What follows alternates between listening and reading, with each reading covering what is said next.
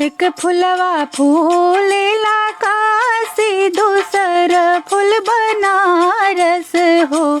ललना तीसर फूल फूले मोरी अंगनवा, चौथा मोरी अचरा में हो।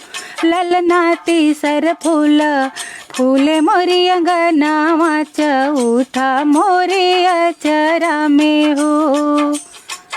यह चारों फूलवा जे पौती त शिव के मनौती न हो।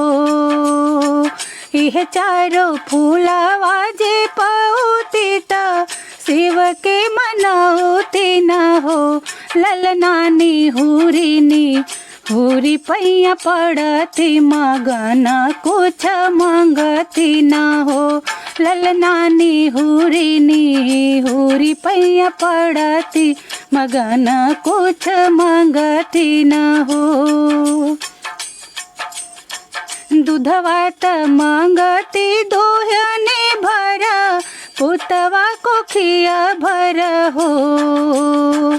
दूधवा त मंगती दोहने भरा, पुतवा को खिया भर हो।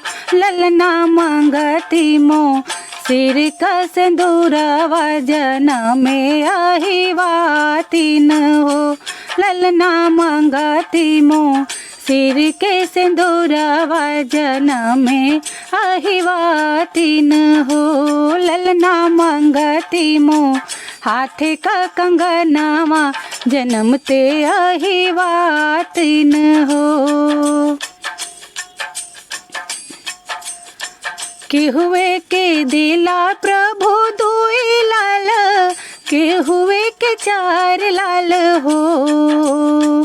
के हुए के दिला प्रभु दुई लाल, के हुए के चार लाल हो। प्रभु हो के हुए के दिल तरसाई, त एक ही ललन बिन हो। प्रभु हो के हुए के दिल तरसाई, त एक ही ललन बिन हो। अमवात फरेला घऊ दवात, इमली झपस लागे हो। अमवात फरेला घऊ दवात, इमली झपस लागे हो। प्रभु हो हमारा के दिहला तरसाई, त एक ही ललन बिनु हो। प्रभु हो हमारा के दिहला तरसाई, त एक ही ललन बिनु हो। गोकुला में मारे तिरिया गई, अयोध्या में ब्राह्मण हो।